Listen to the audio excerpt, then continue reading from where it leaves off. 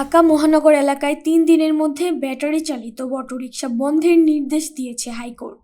বিচারপতি ফাতেমা নাজিব ও বিচারপতি Mahmudur রাজির high court bench আজ এ আদেশ দেন। ৩ দিনের মধ্যে ঢাকা মহানগরে এই ব্যাটারি চালিত রিকশাগুলো বন্ধে পদক্ষেপ গ্রহণের জন্য।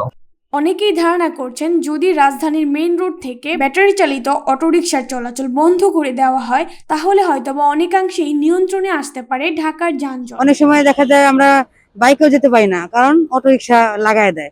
আমি গাজীপুর থেকে এখানে আসি ক্লাস করার জন্য, তো সচরাচর দেখা যায় যখন আমি দুপুরবেলা আসি ওই সময় আমার আসতে টাইম লাগে 1 ঘন্টা 10 মিনিট, কিন্তু এই যখন এই যাওয়ার সময় বিকেল বেলা বেশিরভাগ অটো আর এই রিক্সা যেটা বের হয় তখন আমার মিনিমাম 3 থেকে 2.5 ঘন্টা লাগে আমার যেতে।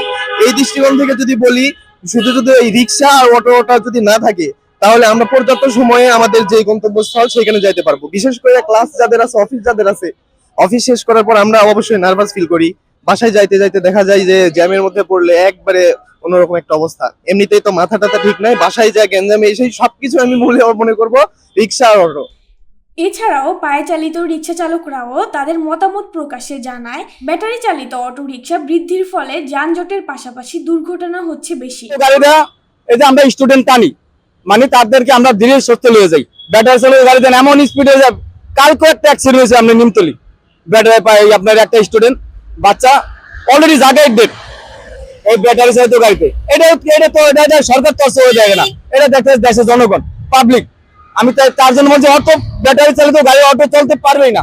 এই গাড়ি আমরা আমাদের জন্মের আগের থেকেই এই পায়ে চালিত গাড়ি, আজ থেকে না, এটা আরো 100 বছর 200 বছর আগে থেকে পায়ে চালিত গাড়ি চলেছে এবং এটা চলবে। আজ এই পর্যন্তই। আপনাদের মতামত প্রকাশ করতে পারেন ভিডিওর কমেন্ট সেকশনে। আমি তায়েব আক্তার নিশি। দেশের বিভিন্ন খবর জানতে চোখ রাখুন দেশের বিভিন্ন চ্যানেলে।